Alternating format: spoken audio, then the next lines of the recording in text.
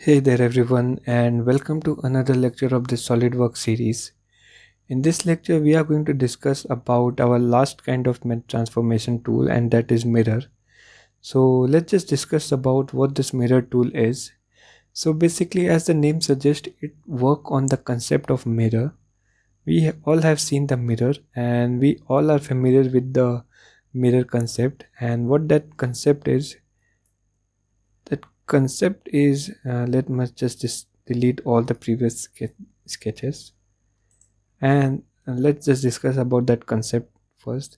So that concept is that if you are standing right in front of your mirror, so let's just see from the top view I'm seeing these objects. So the reflection on the other side of the mirror will be at a same distance that this object is standing. So let's say this distance is d, so this object will also have the same distance, and that will be d. So it will not like that this object will have d1 as the distance and this is d2 as your objects. So if this distance will be unequal, then there will be some negative powers in your mirror, so you just have to change your mirror. Otherwise the mirror will always have the same distance of reflection. The object inside your mirror will always have the same distance as you are standing in front of your mirror. So just taking in consideration with this concept, the mirror command is you made, and this mirror command is very common in all kinds of software, not just in SolidWorks. It is just used in many softwares like AutoCAD, CATIA and all.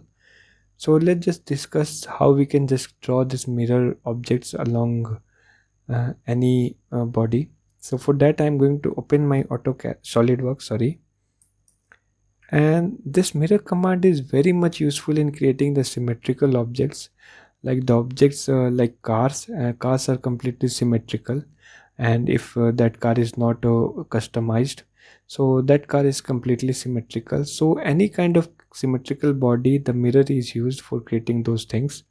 So here we are going to talk about the 2D mirror, and you will find this mirror command over here right above this offset command. For that mirror I am going to create the objects first. So let's just see that same object that we have created in the sketch, and that is the one mirror line over here. We have made this mirror line with the help of this center line. You can just make this from this continuous line as well. There is no such problem. Then you just have to create one object, and this object is circle again, just like the same as that in a sketch. Now I have to just mirror this object just in front, along on the opposite side of this line.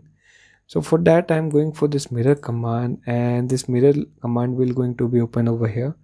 The first thing this it is asking you is the entities that it want to mirror or you want to mirror. So for the entities I'm going to select this circle, and then it is asking you about the mirror about. It means that the center line along which it will going to have the mirror. So for that I'm going to select this center line, and then just sorry, this line is selected over here, so I'm going to delete this section. And for the mirror about, I'm going to select this line again, and if I'm going to just press OK, then you can find that the same kind of object is now available over here.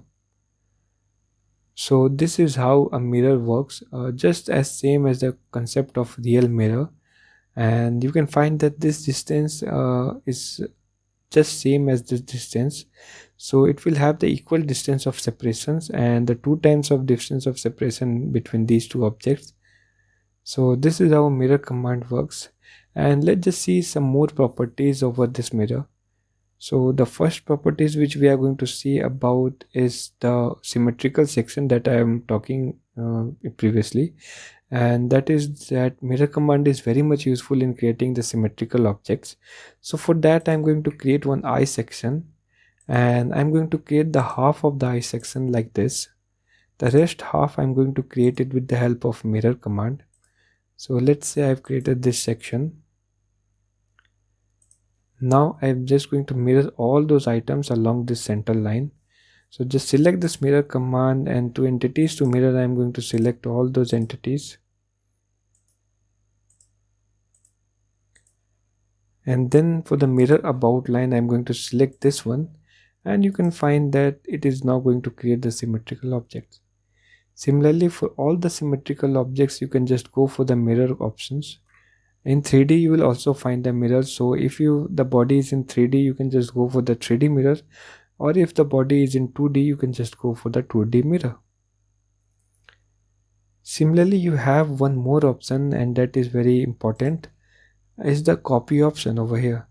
Just select the entities that you want to mirror.